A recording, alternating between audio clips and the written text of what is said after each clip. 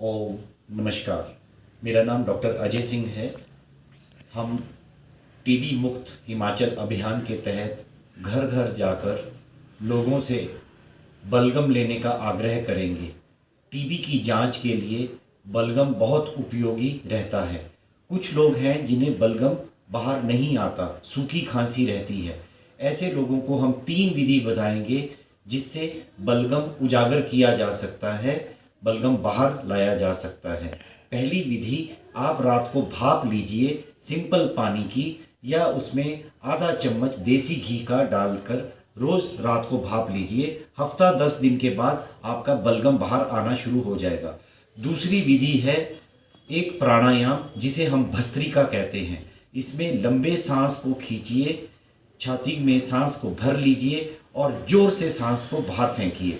जिन लोगों को blood pressure की तकलीफ है इस विधि को आराम आराम से करेंगे।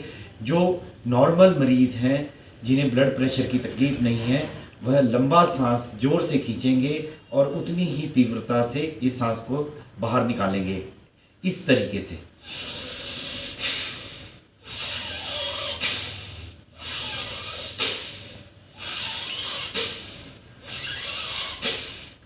जिन्हें ब्लड प्रेशर की तकलीफ है वो आराम से करेंगे इस प्रकार।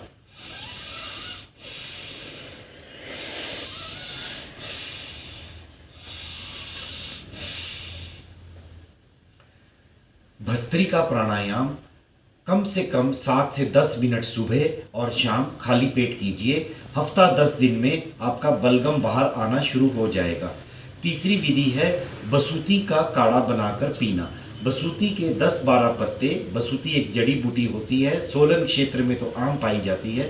10-12 पत्ते बसूती के 1 लीटर पानी में उबाल लीजिए। एक छोटी सी डली गुड़ की डाल दीजिए। अगर आप मधुमेह या डायबिटीज़ के शिकार हैं तो गुड़ रहने दीजिए, अन्यथा आप गुड़ की डली भी डाल सकते हैं। गुड़ की डली डालने से इसका कड़वापन दूर हो जाता है बसूती के काढ़े का। 1 लीटर पानी को उबाल लीजिए। इसमें हमने 10-12 पत्ते बसूती के कूट कर चटनी बनाकर डाले थे, 1 डली गुड़ की डाली थी।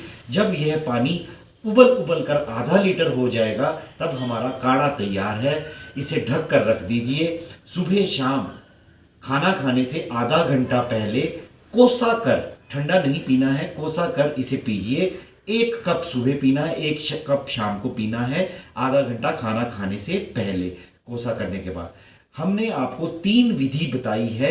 इन तीनों विधि को भी आप कर सकते हैं। इन तीनों विधि में से किसी एक को भी आप कर सकते हैं। हफ्ता 10 दिन में अगर आपके शरीर में बलगम है वो घुल जाएगा और खांसी के माध्यम से वो बाहर आएगा। फिर इस बलगम की जांच अनेकों बीमारियों के लिए की जा सकती है, जिसमें मुख्यतः टीबी को ढूंढने का हम प्रयास कर रहे हैं। आपका सहयोग हमारा एक बहुत उपयोगी सहारा बनेगा। धन्यवाद। जय हिंद। ओम।